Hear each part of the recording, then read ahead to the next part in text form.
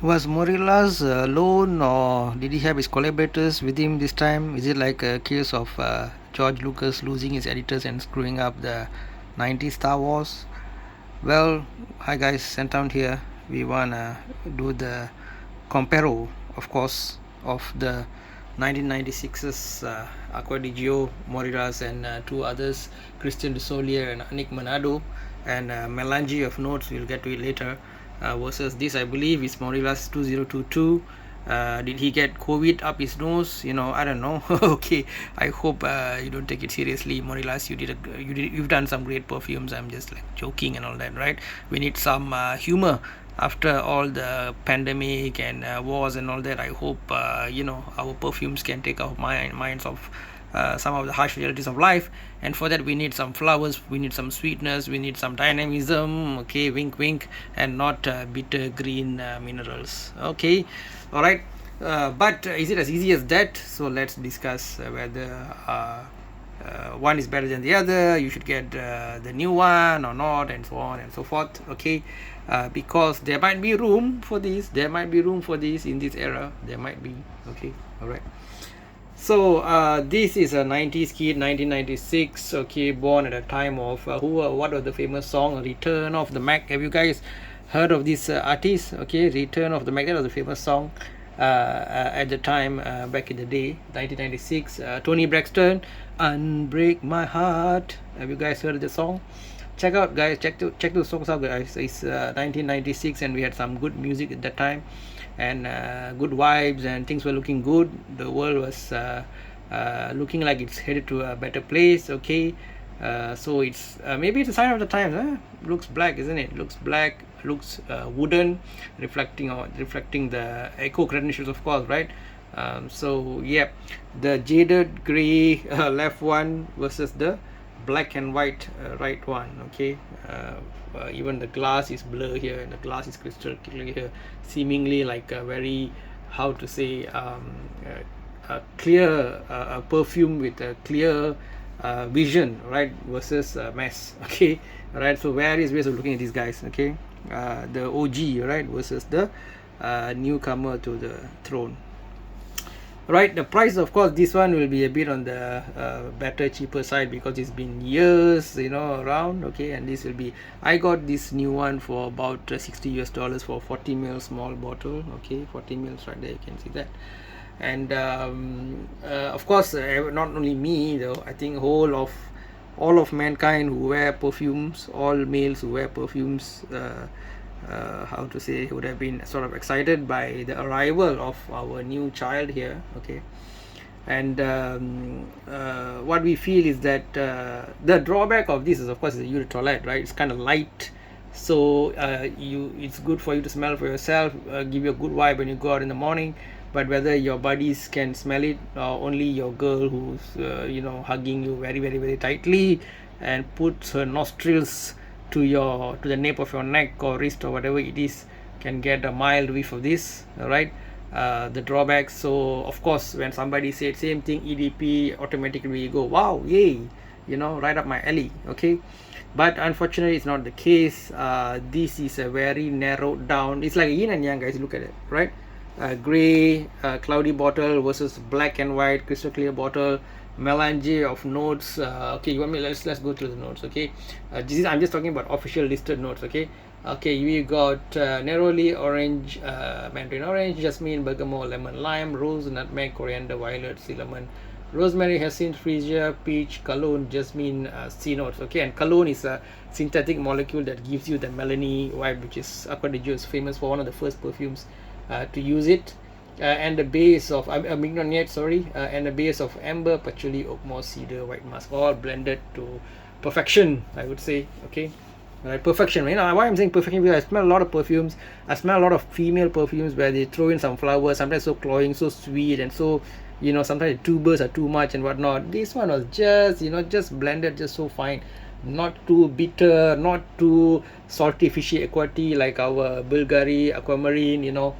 They balance between being harsh, between the harsh cold reality of wanting to be something, right? If an aquatic perfume wants to be like hardcore aquatic and they really go get a fishy smell or all this thing, right? So you're gonna there'll be people who are into that authenticity, okay? But for the common man, he wants kind of he doesn't want something too synthetic, too cloying, too sweet. At the same time, he doesn't want something that is too too bitter, too mature, and too harsh, okay? He's saying, oh yeah, this is reality, take it, okay?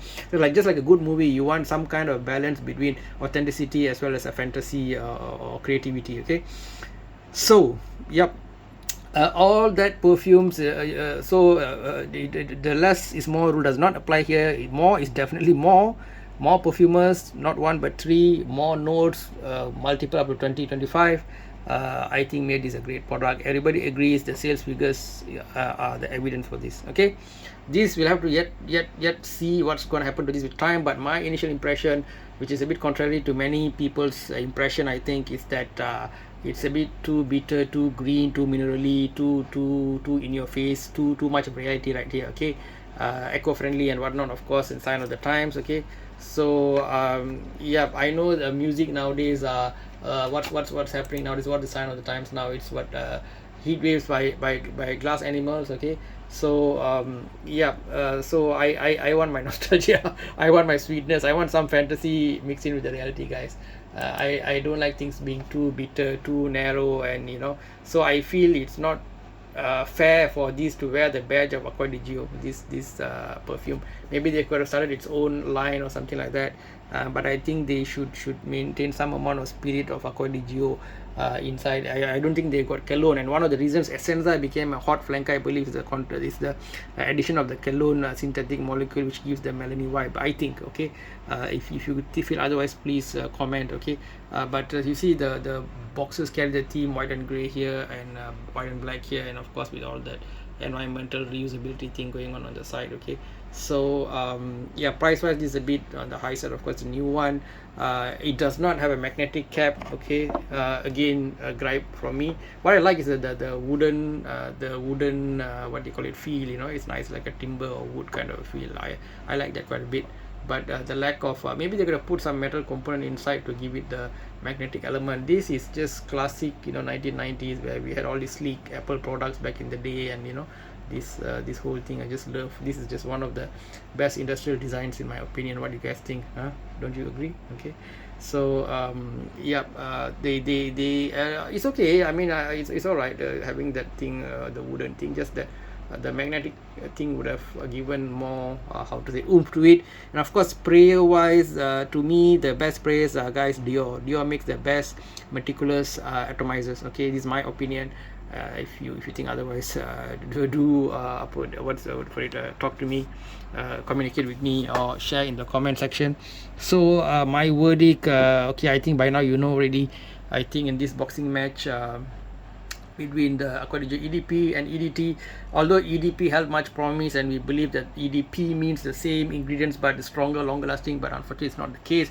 It's a totally green, bitter, minerally musky, although musk is not mentioned, thing which is like quite mature, and it more portrays authority. So if this teenage fun-loving youth sort of ended up evolving to become a fat corporate cat who is driving some black Mercedes S-Class and want to give a smell of authority, then yes, Putin, okay, maybe Putin is not a suitable word. Just imagine any leader, Darth Vader. Yeah, this would work for Darth Vader, man. Okay, so I mean, okay guys, don't take things too seriously. It's just just having fun. Okay, the best comes here, right? This is the best atomizer, as I said. Okay, the legend Dior, okay, featuring, all right, just like rap songs. Okay, bye bye Dior. Okay, so yeah, that's the conclusion, guys, in this battle. I think by a relatively wide margin, both in terms of packaging, the design, the how to say, the smell, everything, Acqua di Gio wins. Only in terms of long lasting, this wins. I don't think it projects that much either, the way I feel it. It's just a matter of it's a more longer lasting perfume. Okay, so my message to Armani, guys, do this more concentrated, stronger projection, longer lasting, and you have a winner in your hand. Just you don't have to mess with the formula. I don't know, maybe you can just make some kind of, I don't know, a red line here or something, and say that Acqua di Gio elixir. Okay, elixir is the in word now, right? Elixir. Okay, and charges, but don't charge us quadruple the amount, right? Please. Okay, we are, many of us are average Joes. Okay, we don't have many people who are, anyway, those people collect Creed Aventus. Okay, they are not your target market. You are designer brand. Okay guys, so with that message to Acqua di Gio, you guys can put your message to Armani and Acqua di Gio in the comment section as well. I give the throne, I give the belt to the OG Armani Acqua di Gio 1996 1996. Okay guys, that's it from me. Scenthound, much love. Take care, bye bye, see you in the next one.